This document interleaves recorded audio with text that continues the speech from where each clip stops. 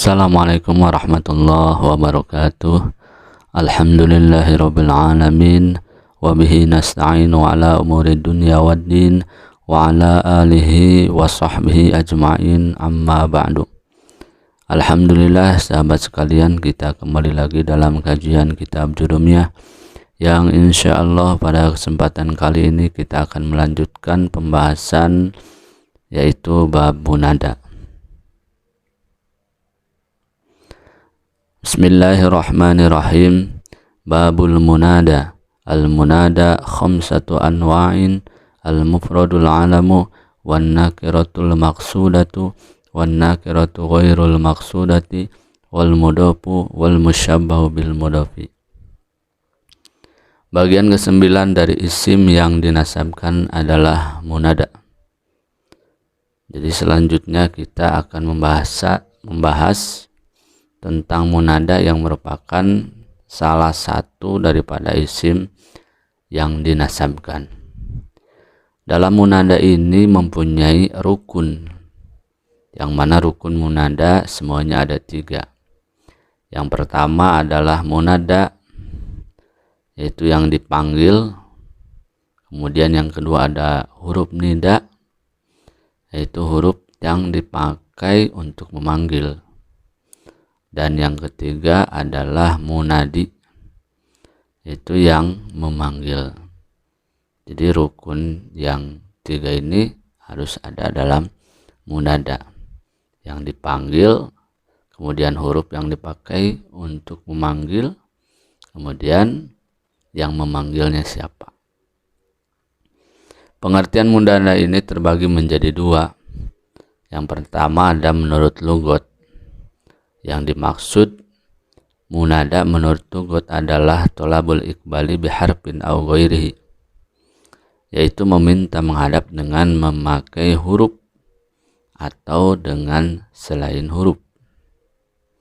Jadi menurut lugot ini adalah memanggil seseorang dengan memakai huruf yang biasa dipakai untuk memanggil. Kalau dalam bahasa Arab memakai ya, ataupun dalam bahasa yang lainnya memakai hei atau yang lainnya, yaitu munada secara lugot, memanggil dengan memakai huruf atau selain daripada huruf. Kedua, menurut istilah, yang dimaksud munada menurut istilah adalah tolabul iqbali biya au ihda akhwatiha, yaitu meminta menghadap dengan memakai huruf ya atau salah satu saudara dari huruf ya. Menurut istilah atau munada yang dimaksud dalam ilmu nahwu ini adalah memanggil seseorang, meminta menghadap dengan memakai huruf ya. Jadi dalam bahasa Arab ini ada huruf yang dipakai untuk memanggil, yaitu dengan huruf ya atau salah satu saudara dari huruf ya. Jadi nanti ada huruf yang dipakai untuk memanggil selain daripada huruf ya. Itu munada menurut istilah. Fa'amal mufradul alam wa nakiratul maqsudatu fayubnayani ala dhammi min ghairi tanwinin nahwu ya zaidu wa ya rajulu wa salasatul baqiyatu mansubatun la ghairu. Munada ini terbagi menjadi 5. Yang pertama ada munada mufrad alam, yang mana pengertiannya adalah ma laisa mudofan wala shibhaha. Artinya munada yang bukan mudof dan bukan pula yang menyerupai mudof. Jadi munada ini adalah munada yang merupakan kalimat alam ataupun nama. kemudian menunjukkan kepada mufrad, tunggal, maka i'rabnya harus didomahkan. Contoh ya Zaidu.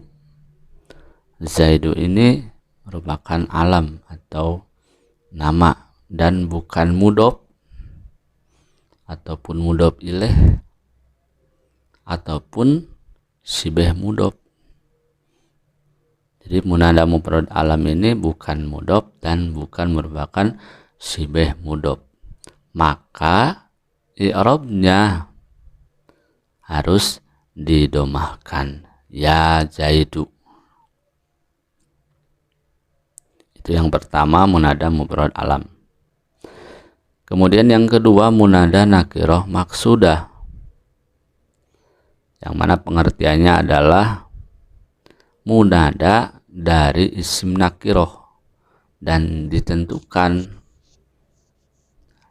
Jadi munada yang diambil dari isim nakirah atau isim yang menunjukkan terhadap umum. Maksudah, tetapi dimaksud atau ditentukan, maka i'rabnya harus didomahkan. Contoh ya rojulu. Lafadz rojulu ini adalah merupakan isim nakirah, kalimat yang menunjukkan kepada umum,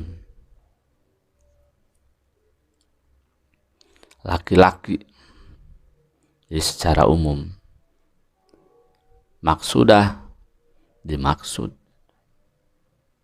hanya kepada laki-laki saja, kalau perempuan tidak termasuk.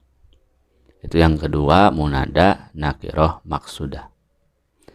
Yang ketiga ada munada nakirah ghair maksudah, yang mana pengertiannya adalah munada dari isim nakirah tetapi tidak ditentukan atau tidak dimaksud.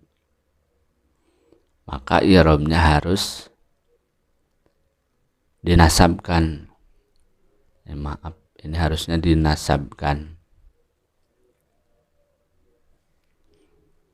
Contoh seperti perkataan orang yang tidak bisa melihat, ya rojula khud biyadi. Hei laki-laki, ambillah dengan tangan. Nah, ini dikarenakan orang tidak bisa melihat. Rojula ini adalah isim nakirah, tetapi dikarenakan dia tidak bisa melihat, jadi tidak bisa menentukan kepada siapa dia memanggil. Hanya dia menginginkan siapa saja laki-laki yang ada di depannya, maka tolong ambilkan. Itu munada nakirah ghair maksudah. Dalam pembacaannya harus dinasabkan, ya rojula. Yang keempat ada munada mudhof, yaitu munada dari mudhof dan mudhof ilaih atau dari idofat, maka i'rabnya harus dinasabkan. Contoh ya gulama Zaidin,